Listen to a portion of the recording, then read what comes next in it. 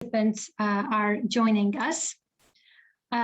So welcome again. My name is Alexandra Atalla, and I will be moderating this session on behalf of the Green Commodities community.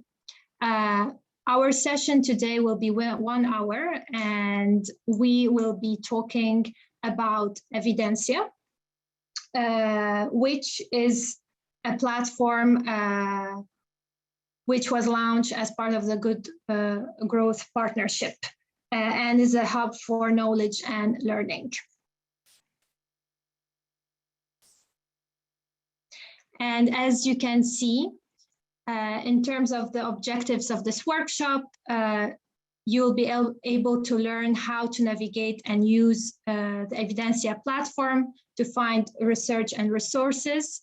In this case, we'll be talking about deforestation, but as you will see through the overview and presentation, there are lots of thematic areas. And the second objective will be to learn how to keep updated about latest research and insights emerging.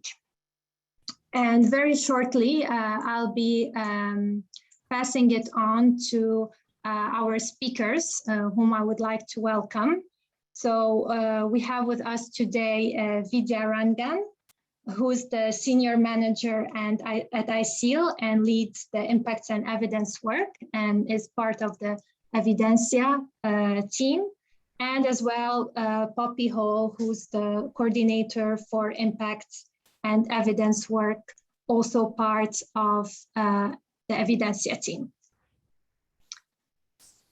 And both Vidya and Poppy will present and give an overview of the platform. And this will also include a live walkthrough using different case studies.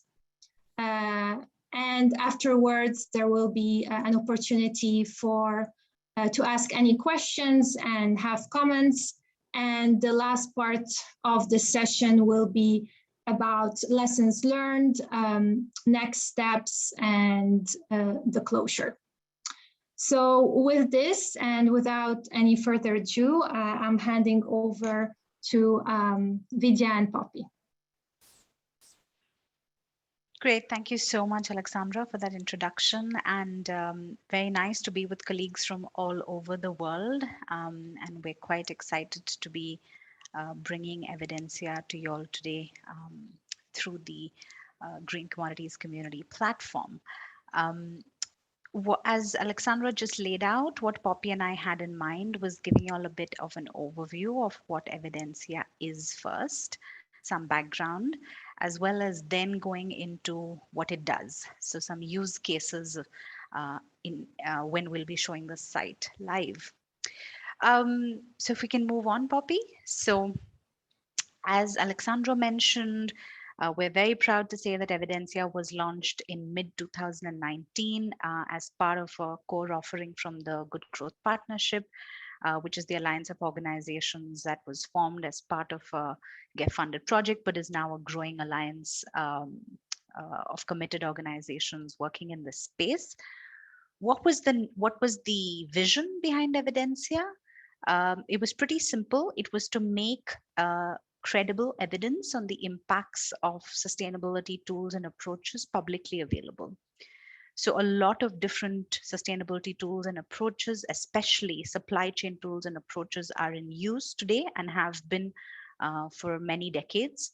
And there's increasing pressure on impacts evidence. But one of the biggest challenges stakeholders had was, where do they go look for evidence? How do they filter by issue of interest, product of interest? How do you know what the methodological rigor is? What's a case study? What's an evaluation? And so on. So Evidensia was delivered as a result of that process of inquiry, as well as the impetus as a public good to be servicing impact and evidence information needs. But Evidensia, as we will shortly explore, is quite massive as a repository. So based on whether you're a business or a practitioner or a policymaker or a researcher, you can actually explore and use Evidensia to meet very different goals. So, for example, we know that some leading businesses use Evidensia as part of thinking and research around sustainable procurement strategy, and to look for impacts on specific sustainability tools and approaches that they have committed to and use. For practitioners, it's a great source of learning. It's very rich in terms of its content. It has program evaluations, but also independent research studies. And we have an increasing body of learning events. For government, we provide an overview of the evidence base to really help answer the question, does the approach work? And for researchers, it gives them a platform to share their insight and evidence with people who can use it and bring it back into practice. We can move on, Poppy.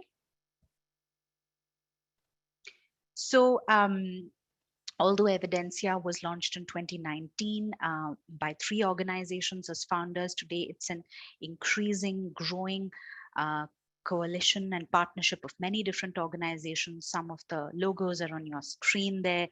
Our partners work with us on the research side to conduct research and share findings. We have partners who work with us on outreach and uptake, such as working with specific audience groups to help share the evidence. And we have communication sort of partners as well.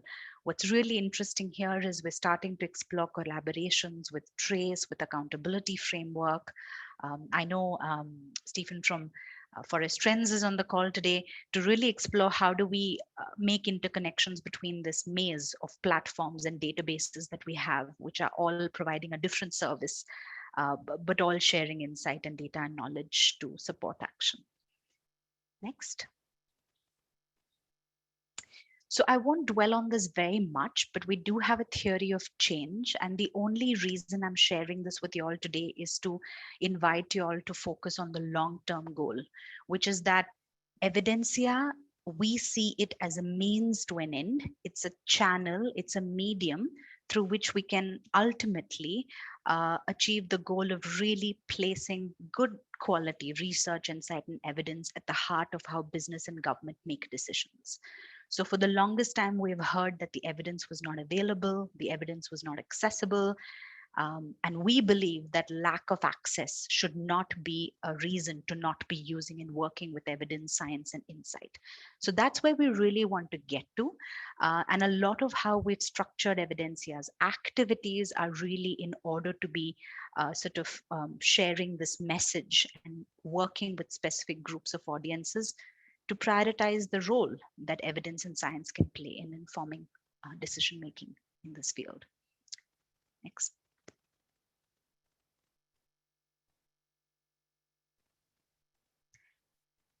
A quick word about Evidensia's governance, and then we want to kick off with our poll, our first poll for the day. So Evidensia is a unique entity. It has its own governance structure. I won't go into the details, but there's a dedicated page on the Evidensia site where you can learn about the governance. And for any organization with us today, if you wish to participate in the Stakeholder Council, please just write a note to Poppy and I.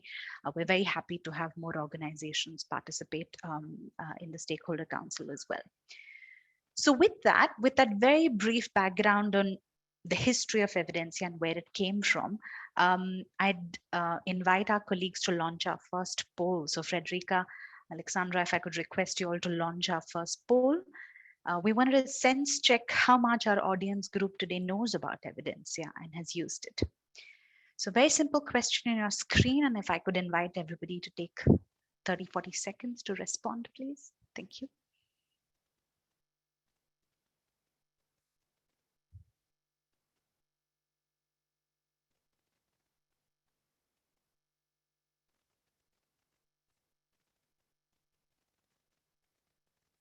Maybe we'll just give it another 10 seconds or so.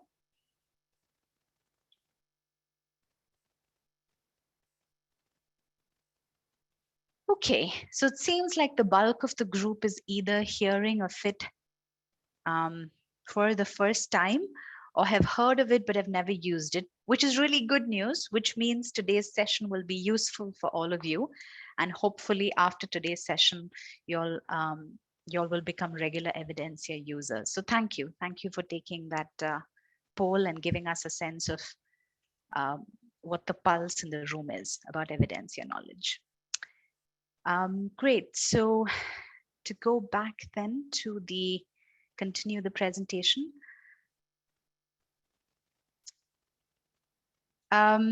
So as I said, Evidensia was launched in June 2019, which means it's existed for about 2.5 years. And what have we learned and what has the growth been like?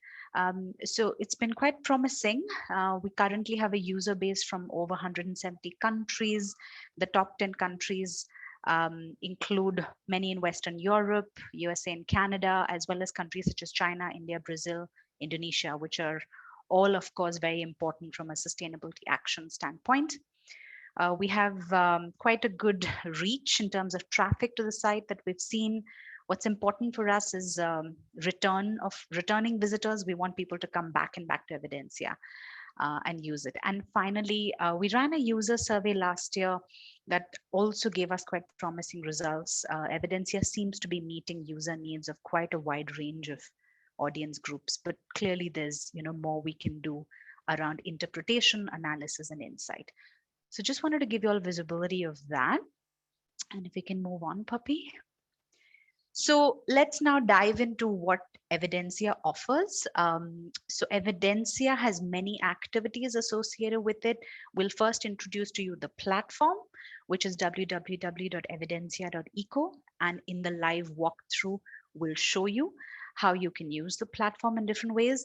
But we'll also, towards the end of the session, highlight the other ways you can engage with Evidensia and stay updated. So there are 5 key offerings in terms of features and functionalities that the Evidensia platform has. The first is the online library, which is the one-stop shop. So the idea here is every single research paper, webinar, blog on Evidensia is accessible via the online library. As you can see, we are very soon going to hit the milestone of 1,000 resources, which is huge. It is the largest online repository of credible impacts and evidence in our field. But what we like to often say about the library is that it helps you research and go through evidence to meet very specific needs. We'll show you how you can do that when we do the walkthrough. So the second feature that Evidensia offers is that it allows you to understand where there is evidence geographically through the geographic map, as well as how much evidence there is through something called the knowledge matrix. Why is this important? Because sometimes we may be looking for evidence on a specific thing, but nobody may have actually done any research. So that's a gap.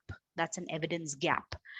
So Evidensia also works to make evidence gaps public so that then researchers and people who are funding research know where to go and where the gap is.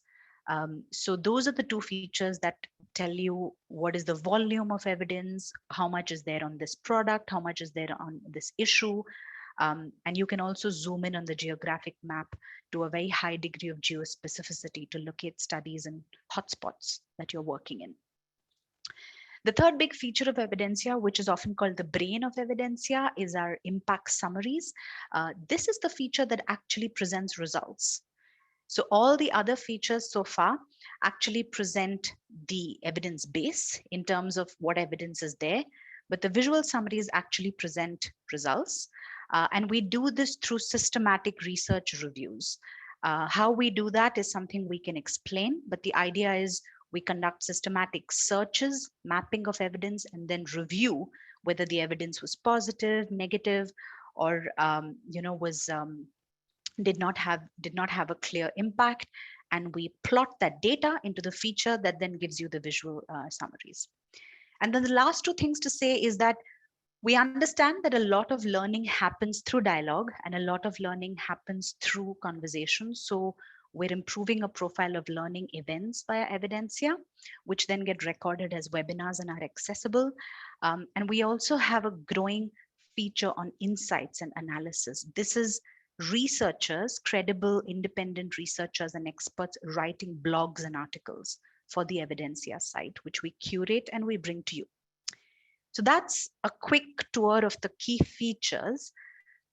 Quickly, Poppy, if you want to go on to the next page.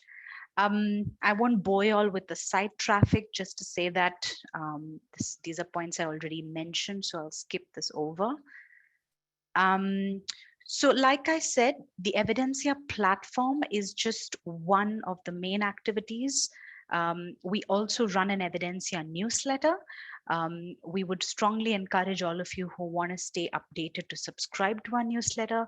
We send it out bi-monthly, and it curates the latest and the most important research in the field for you. Next, please. And we also have a growing presence on Twitter. So if you are on Twitter, we would encourage you to follow the Evidensia handle. Why follow us on Twitter? All our events, all the latest blogs, latest research, we try and use our Twitter handle to really publicize that, and also tagging relevant others so that we can get the message out. So it's a really good way to keep track of the latest research in the field, the latest products from Evidensia. And just some statistics and some visibility of the kind of learning events that we've run this year. You can see that we had a lot of events looking at sustainability standards. That was as part of a partnership we had with another organization called UNFSS, which is the United Nations Forum on Sustainability Standards. But we also had a webinar on understanding impacts of forest-focused supply chains, which was very well attended. It shared the results from an excellent systematic review that looked at supply chain policies and the impacts on livelihoods, conservation, deforestation, and so on. So we were at the end of our webinar series for 2021. We don't have any more learning events, but our newsletter is the best way to stay updated of the events coming up in 2022. Next, please. So I'm going to pause there before we go to the use case and just check in with the group if there are any immediate questions. I can see someone's put something in the chat box, but I haven't been able to read it. But let's pause here maybe to take 5 minutes of questions on anything I've said so far. And if not, we can go straight to the use cases and give you all a virtual walkthrough of the site.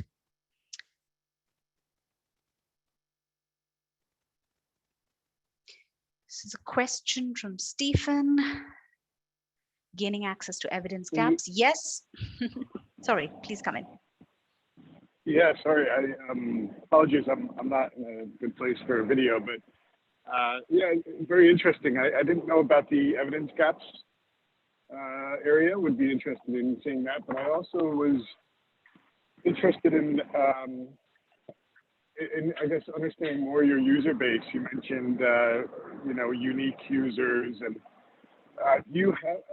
did you provide that breakdown of who exactly the users are? Are they predominantly from one industry group or corporate or nonprofit or other? And how do you track that? Do you have a login on Evidensia, or is it an open platform and you use Google Analytics? Yeah, thanks, Stephen. So it's an open platform. So we are reliant on Google Analytics, and you'll know as part of that we don't track individual data as part of that. So we can track location, we can track how long people are spending on Evidensia, which pages they access, but we don't track name and IP address and things like that. However, we did run a survey. So we have proxy indicators. And in the survey, we did ask for information from people.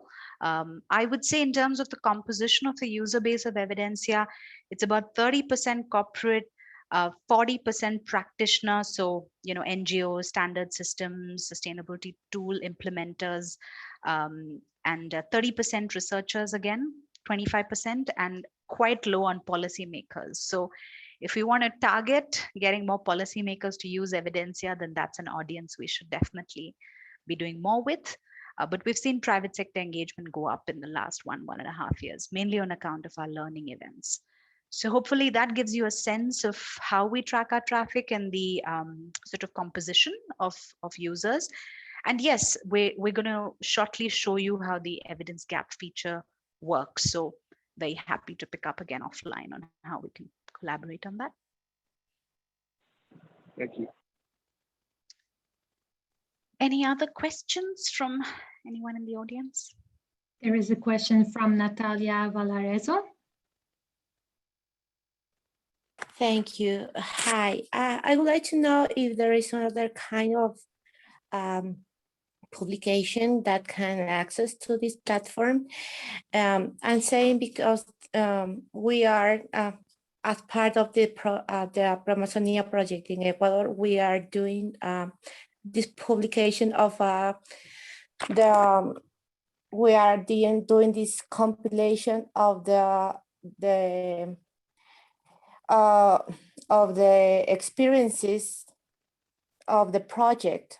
We are the compilation of the experience of the implementation of the project related to the how the effort of the compilation of information to reduce deforestation.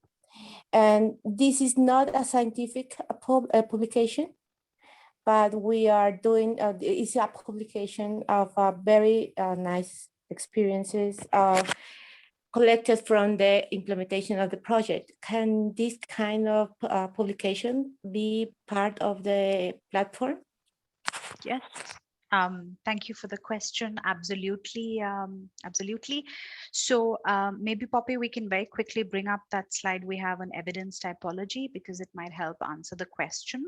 So Evidensia's approach to evidence is as follows. We understand that there are different types of research, and each kind of research has a different value for different stakeholders. Some are very rigorous impact evaluations, but some are case studies and some are field experiences. So our approach on Evidensia is to be inclusive. So we include all types of research, but we categorize it quite methodically in terms of research design so that the user knows what type of research they are looking at.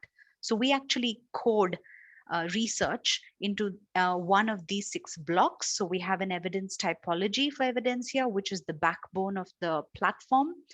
And so depending on the type of paper it is, depending on the type of publication it is, it will go into one of these 6 categories. And this is further very important because we all know that in order to draw claims about impacts, studies need to follow very specific methodologies. And there are some very clear scientific principles that need to be followed in order to claim attribution. So the goal here is to be transparent with the user, to help the user identify different kinds of reports with different types of methodologies, but ensure that it's only the rigorous studies which follow the methodological rigor that go into the final visual summary of results that we present. So hopefully that is an answer to your question and also tells you all a little bit about how we categorize different reports and publications. So if there's no other questions immediately, maybe I suggest we dive into the use cases. Alexandra, Sandra, just looking at you, are there any other hands up? Any other questions at this point? No, I think we can move forward. Great, thank you. So with that background about what Evidensia is, we'd now like to give you all a live walkthrough, and my colleague Poppy will be taking one use case and me another. And hopefully this will be a fun way of getting you all, introducing you to Evidensia's features. So Poppy, over to you.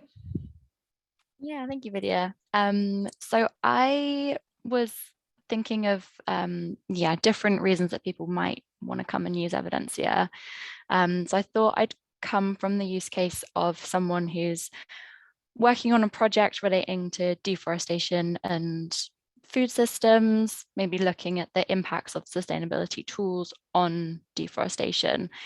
And so when you're starting out on these sort of research projects, you maybe don't have very much time and just want to get an overview of a general idea of what the evidence is saying.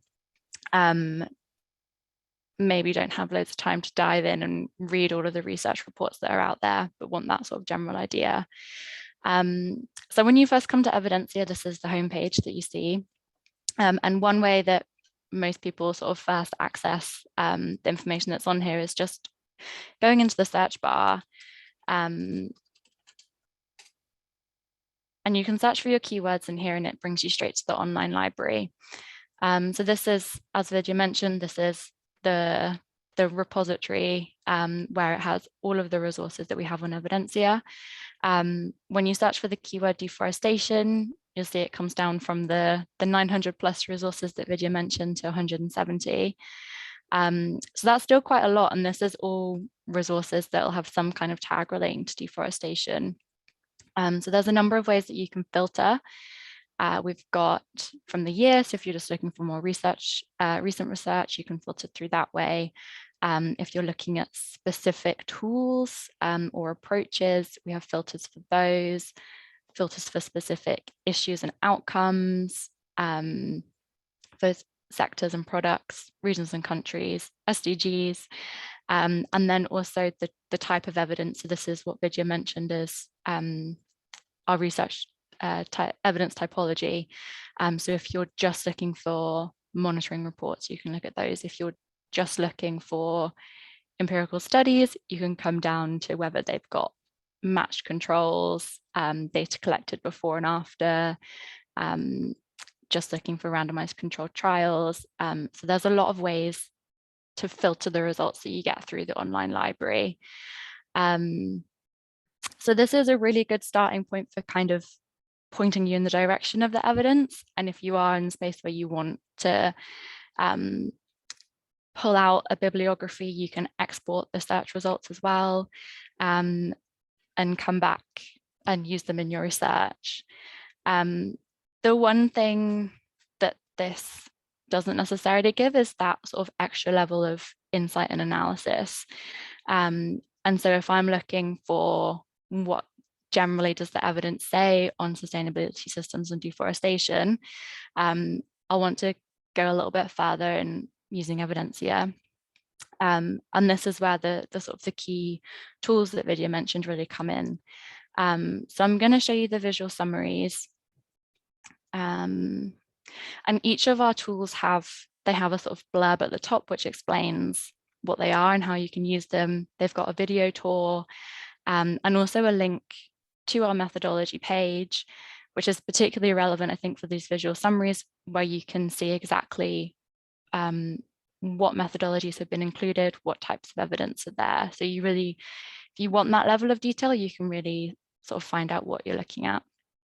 So how would I use this visual summaries to figure out what the evidence is saying on sustainability tools and deforestation?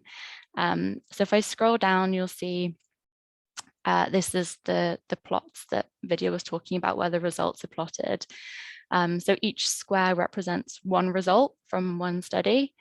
The colors indicate whether the intervention performed better than the control, whether there was no significant difference, or whether the intervention performed worse. And the solid blocks or the hatched ones indicate whether that result is coming from a study with a particularly strong methodological design. So that would be things like randomized controlled trials. The hatched markings show that it's not as a rigorous approach, maybe something like a modeling study or where there's not matched controls. And again, that's all explained here. You can see what all the labels mean. So we've really tried to be transparent about what the information is showing.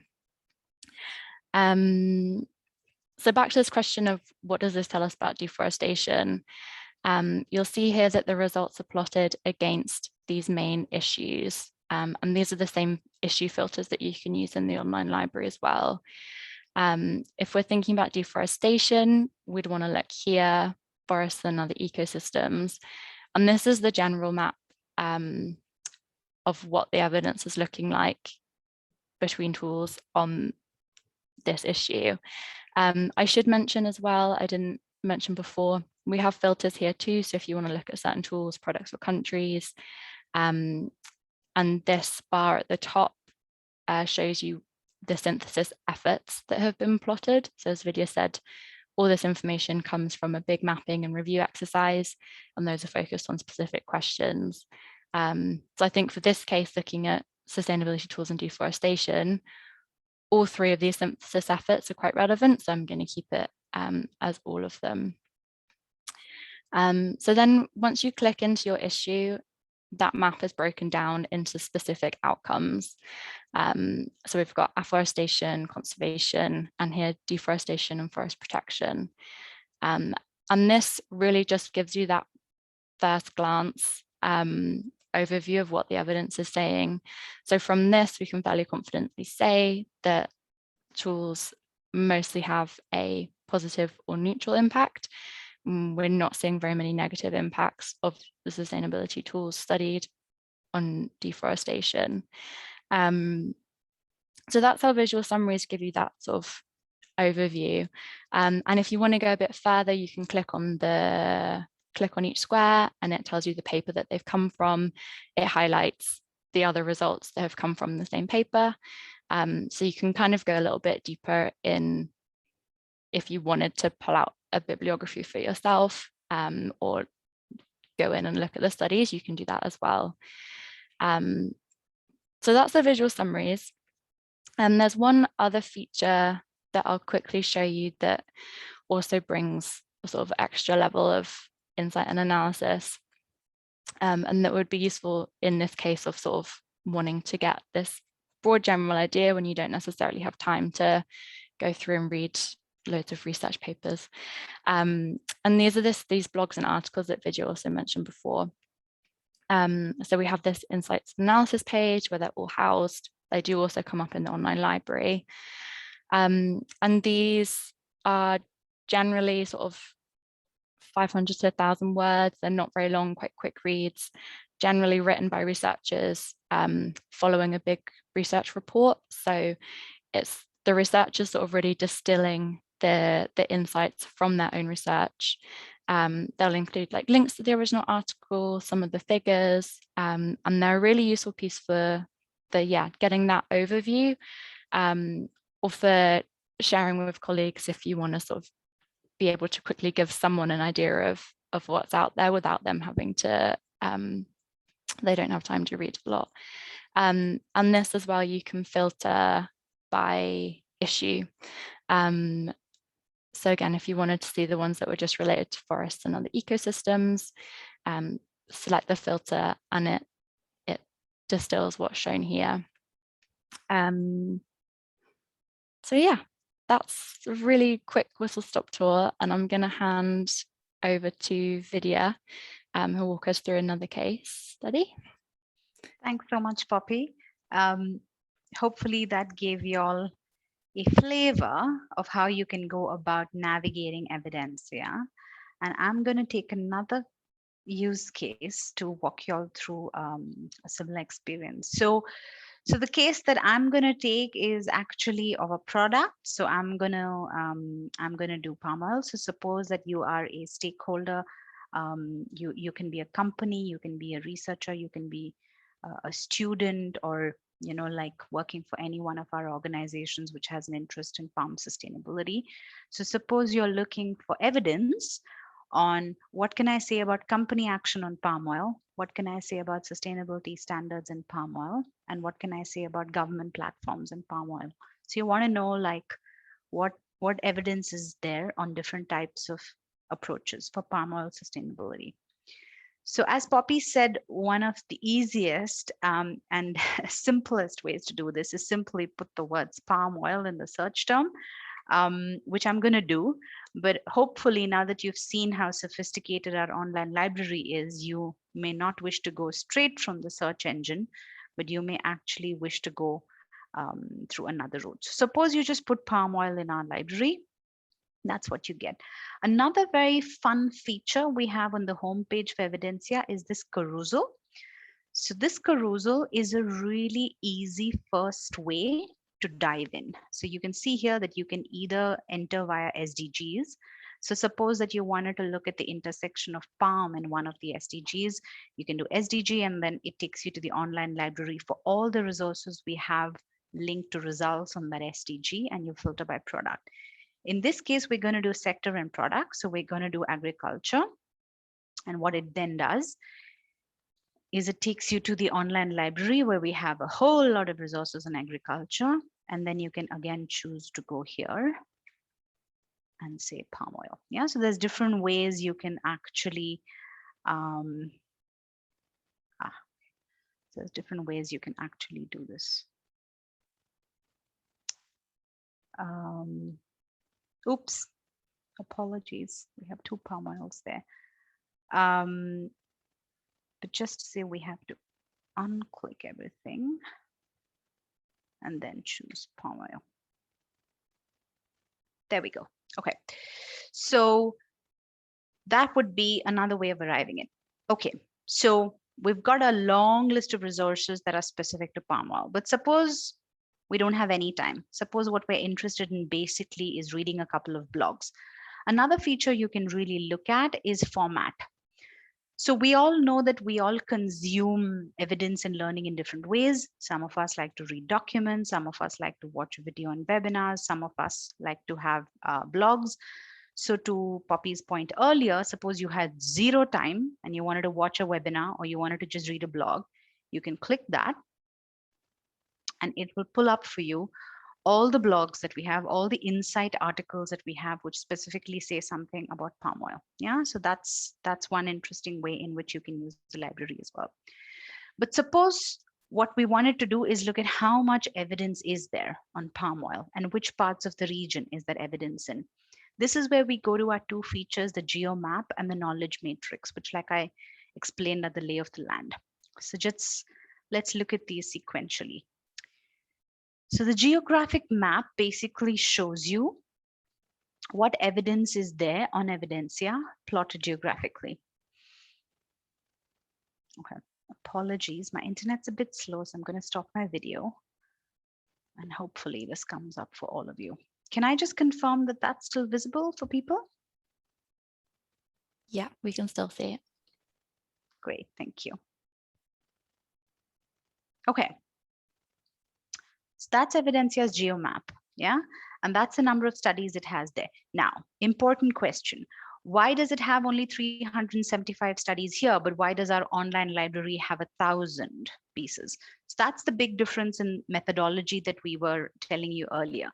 So the online library has everything from descriptive resources, webinars, blogs, field studies, and so on. But the knowledge map and the geographic map only have high quality studies that talk about impacts, right? Because we're interested in evidence on impacts. So you can already see that so much of the research that we produce is actually less focused on impact, but much more about contextual, descriptive, operational trends. So that's a learning for us in terms of what the focus of our research is. But let's just go back to our query and say we wanted to look at palm oil.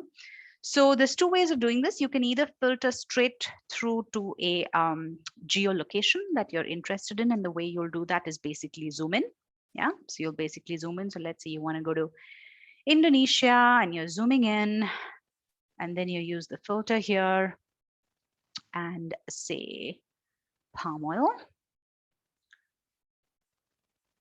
There we go. That's palm oil.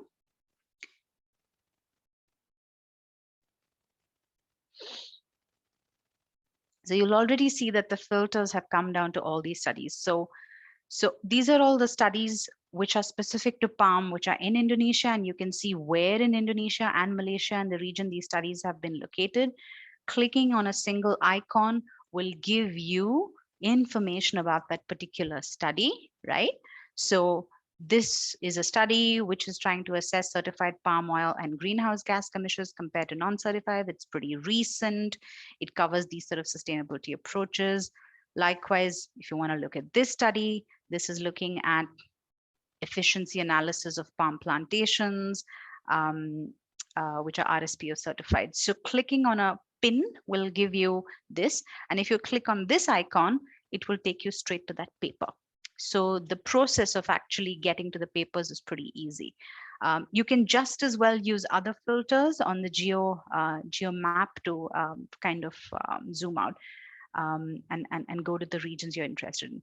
So here we can see also at one shot, for instance, that we have way more evidence on palm and sustainability in the Southeast Asia region and very little evidence, let's say, in South Central America as well as West Africa, which are also really important origins. So this tells us a little bit that available evidence is heavily skewed towards Southeast Asia, and that maybe we need more research here.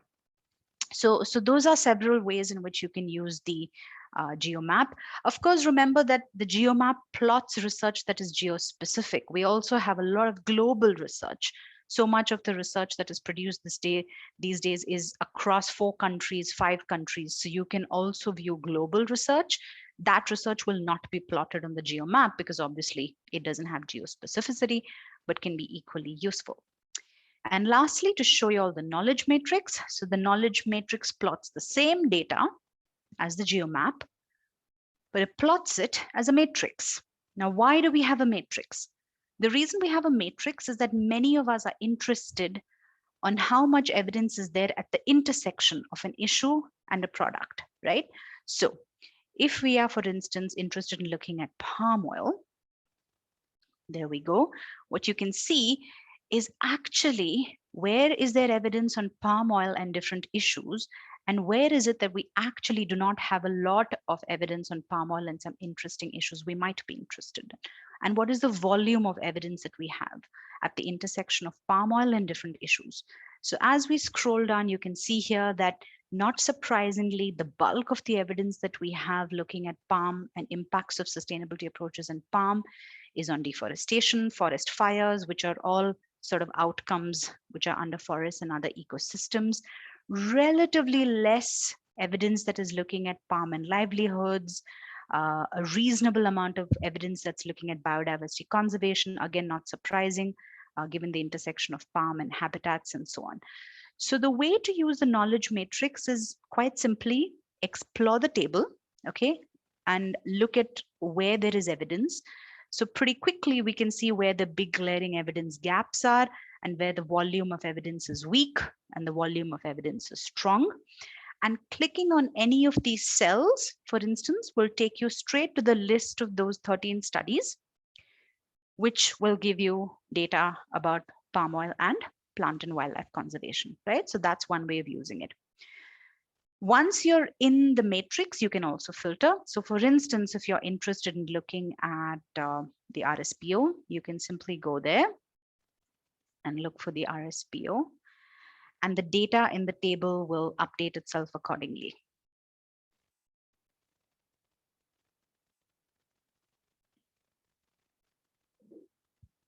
Yeah. So in the case of palm, what we see is that, not surprisingly, a lot of the research will be about the RSPO, but not all the research, because there is research which is about ISPO, MSPO. So you can already see here that that number came down quite significantly, which says that there could be a large number of studies we have which are about other supply chain tools and approaches or other standards as well. Yeah. You can just as well filter by country. You can even filter by specific evidence type and publication range. So this view of the knowledge matrix plots products and sectors against issues. We also have another view of the knowledge matrix that maps issues against sustainability approaches.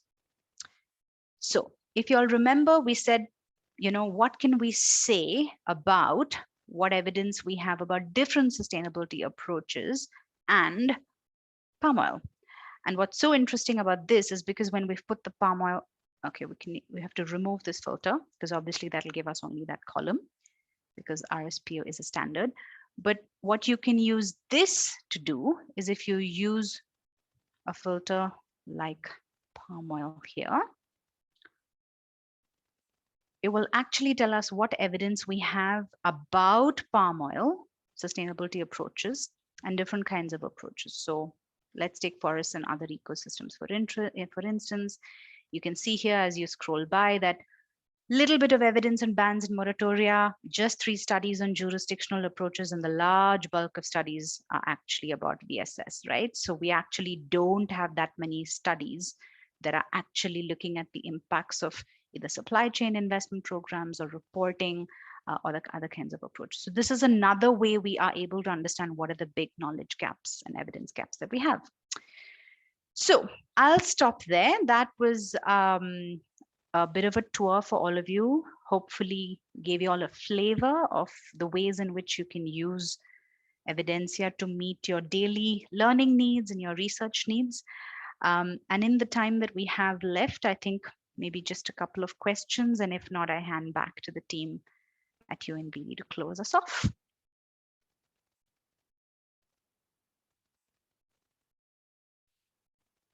Invite participants to pose any questions for us, any comments even, doesn't have to be a question.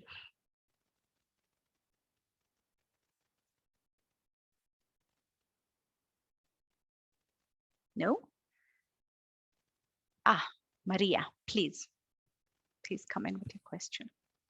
Hi, I was typing it in, but I thought it might be quicker this way. Hi, thank you so much. This is so interesting. I wanted to just identify, I've asked on the chat if this is only English-based research that you have identified, and the response was yes. So I was just thinking to ask if it was going to be expanded into different languages, because, you know, since so much research exists in Spanish, especially related to, you know, the Latin American and Caribbean region. And of course, in other languages from other parts of the world, that in order to identify gaps in research, you know, you would really have to be, or maybe I clarify that this research is just, you know, not a reduced, but a very large amount of evidence, but it's only in an English language, because on palm oil, on agriculture, on so many things, we have so much more research that in order to identify gaps, you would need to really assess. Yes, thanks, Maria. It's a known challenge. We had to take a really tough decision when we were setting up Evidensia as to whether we set it up multilingual from the point go, or whether we get it working with one language and then, as you say, seek to expand. There's a lot of interest. I'm well aware of the sort of richness of the literature that we have in Spanish, looking at impacts evidence as well. And it's important not only to give the platform to those researchers who write in Spanish, but also to improve the learning and dialogues, you know, that can support action in the region. So we'd be very happy to kind of think of collaborations and partnerships and funders who may be interested in helping us expand Evidensia. We do clarify on the site that currently it's only English specific.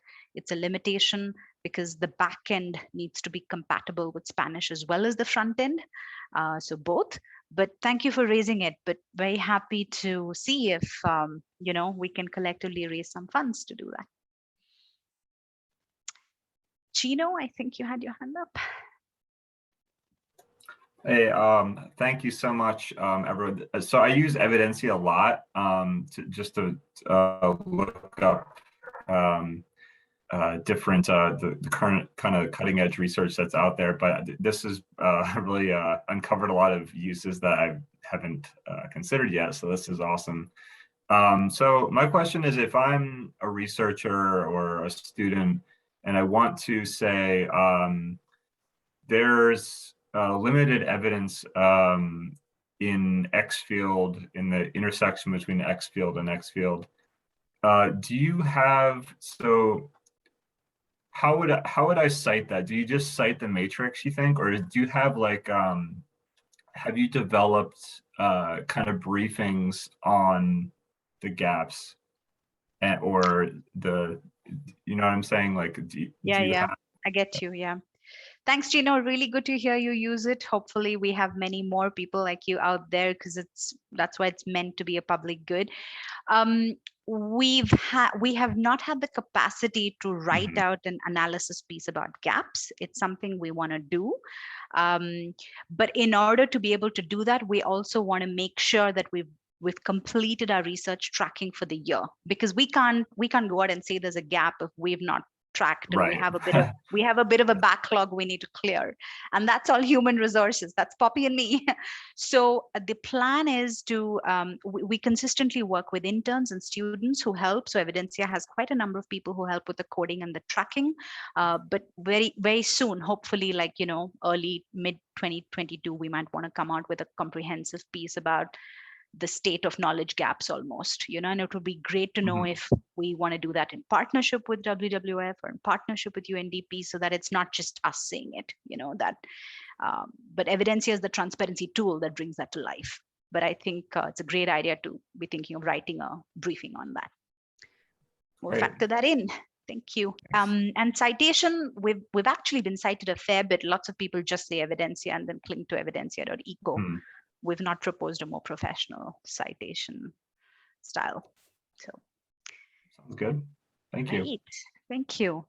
I have my eye on the time, and I know colleagues at UNDP wanted to share a few last key messages before we close off. So thank you all so much for listening and joining today. I hope this was useful. And Alexandra, handing back to you and Sandra for closing off. Thank you. Thank you, Vidya and Poppy. And based on the first poll that we have done and on the results, I hope this presentation and this overview was useful in the sense that we encourage everyone to check out Evidensia, and for those who have heard about it before and have never used it, to start using it. I found really useful the walkthrough, because the platform is so rich. So just seeing how many things can be researched through it is great. And with this, we're gonna now do a small learning poll. So if you remember, we've had in the beginning, we've presented the objectives of this session, and we just want to have like a pulse check about them. So we have two questions, and we will launch in a second a Zoom poll, and one question for the chat box. So let's start with the Zoom poll. So one question is about, you know, just to check how the stands, whether you have learned how to navigate and use Evidensia platform in this session. And the second question, if you scroll down, is about have you learned how to keep updated about latest research and insight emerging.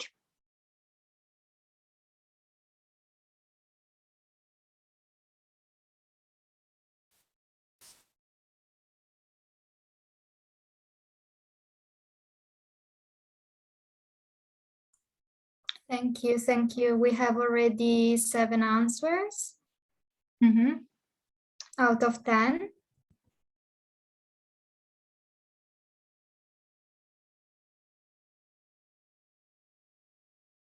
Yes, I think we reached the maximum, so I can close the poll.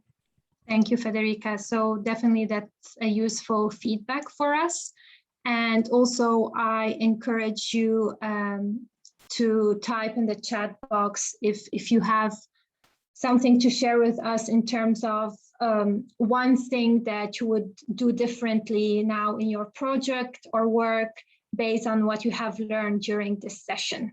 So if you could share this with us, it would be also great.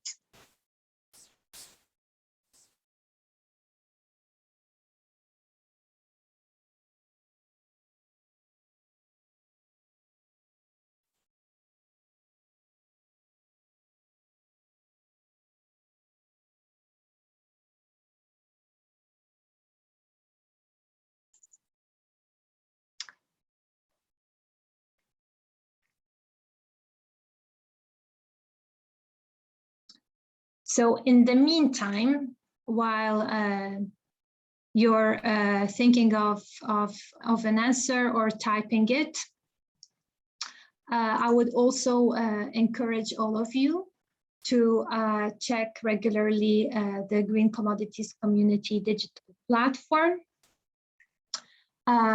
We post there our programs of events. And as you will see, that there is quite a lot of happening this and next month. So in terms of the Green Commodities Community virtual workshops, we have 2 upcoming. There is one on November 11th and November 17th. And in terms of other GCP or GGP events, we have a big event tomorrow, which we encourage you to join. It's about GCP's 10 years of impact. You'll find all informations and also like Zoom links to the events on the digital platform. And also with this, I want to thank Vidya and Poppy for the presentation and overview. We will share with you next week an email which will include the PowerPoint presentation as well as the links to the Evidensia platform and newsletter. And we will include there the link to the recording for those who were not able to join us today.